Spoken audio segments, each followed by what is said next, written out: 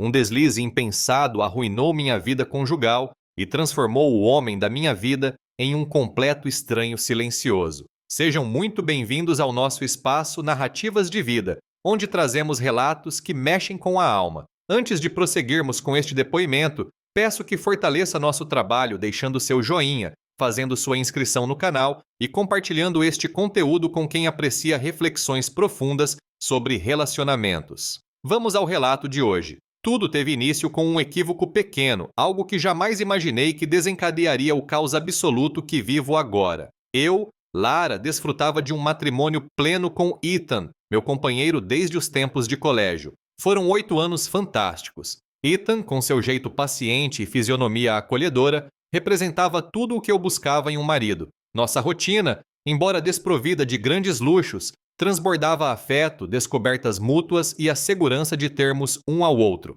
Naquela noite específica, eu participava da celebração de despedida de um colega de serviço. O som estava alto, o ambiente mal iluminado e o clima era aquele misto de saudade e encerramento. Após algumas taças de bebida, a percepção do ambiente ficou turva e o riso fácil tomou conta de mim. Foi nesse cenário que Mark, o funcionário recém-chegado, se aproximou. Ele era divertido, admito, e sob o efeito do álcool e daquela atmosfera relaxada, acabei rindo exageradamente de seus comentários. Tudo parecia uma interação trivial e sem maldade. Pelo menos, essa era a minha ilusão. Não notei o instante em que os toques cordiais se tornaram contatos mais demorados. Eu deveria ter recuado. Deveria ter recordado de Ethan instantaneamente, mas falhei. A celebração terminou e a falha se concretizou. Um beijo. Um gesto tão breve, porém com um poder de destruição imenso. Afastei-me no mesmo segundo. A consciência da minha falha desabou sobre mim como um muro de concreto. Retornei para casa naquela madrugada com o pulso acelerado e os pensamentos em desalinho. Ethan estava acordado, aguardando por mim. Ao encarar seus olhos cheios de confiança, senti um nó no estômago. Eu não conseguia relatar o ocorrido naquele instante. Optei por tentar descansar para processar como justificaria tamanha falta de discernimento. Deitei-me com a mente em chamas, a lembrança daquele contato rápido com Mark me perseguindo. Foi apenas um segundo, uma falha, mas o fardo era insuportável. O semblante carinhoso e leal de Ethan surgia na minha mente, tornando meu remorso ainda mais agudo. O repouso não me visitou naquela madrugada. A claridade do dia seguinte não trouxe paz para minha angústia. A rotina de Ethan seguia o fluxo normal. Ele me deu um selinho carinhoso na testa, com seu aroma suave de café recém-coado. No entanto, hoje, tudo parecia manchado por minha culpa.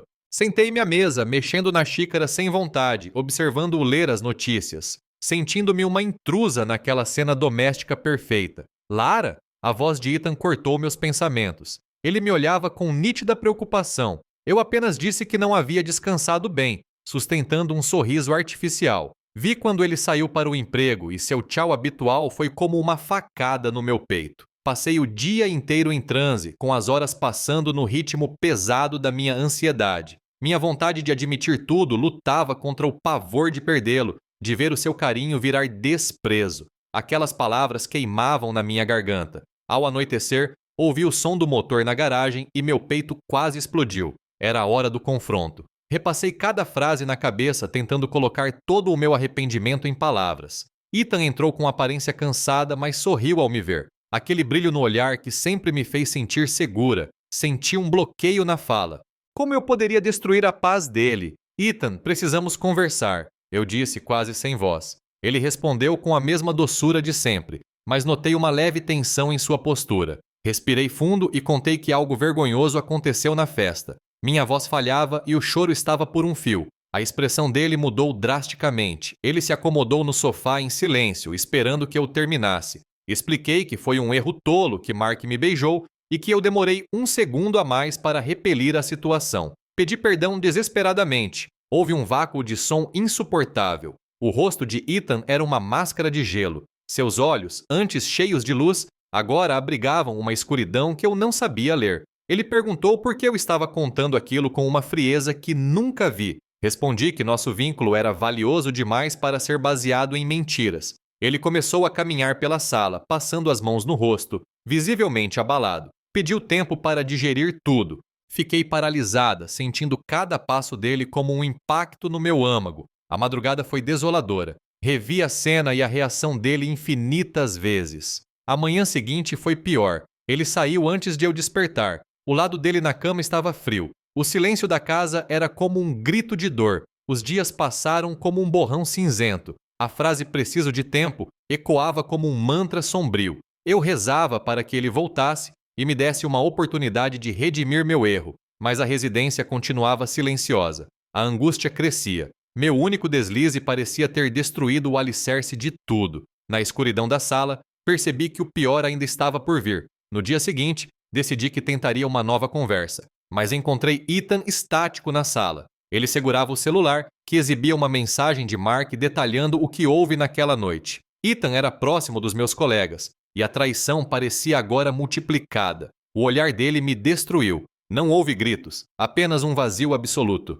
Ele se mudou para o quarto de visitas. As semanas seguintes foram de diálogos escassos. O silêncio dele era mais torturante que qualquer briga. Tentei diversas vezes romper aquela barreira. Em uma noite chuvosa, implorei para conversarmos, dizendo que o silêncio estava me matando. Ele apenas me olhou com olhos opacos e disse que não sabia se conseguiria me olhar sem ver traição. Suas palavras eram lâminas. Ele explicou que amor envolve respeito e confiança, e que eu havia aniquilado ambos. Pouco tempo depois, encontrei o computador dele aberto em um e-mail para um advogado de separação. Meu mundo desabou. Ele apareceu na porta e explicou que não conseguia viver naquele limbo de incertezas. Eu argumentei que nosso passado não poderia ser apagado por uma noite ruim, mas ele estava irredutível. Sugeri que ele passasse um tempo fora para refletir. Ele concordou e foi para a casa de um amigo. Ver Ethan arrumando as malas foi a experiência mais surreal e dolorosa da minha vida.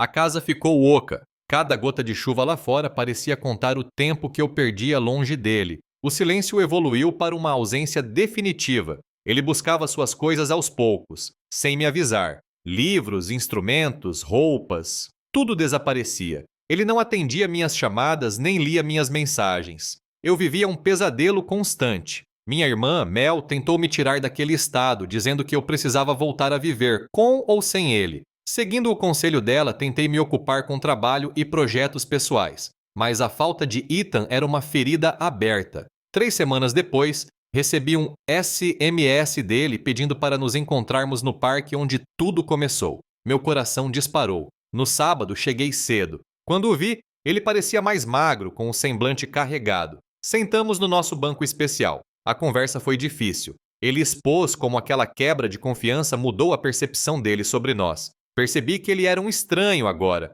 moldado pela minha falha.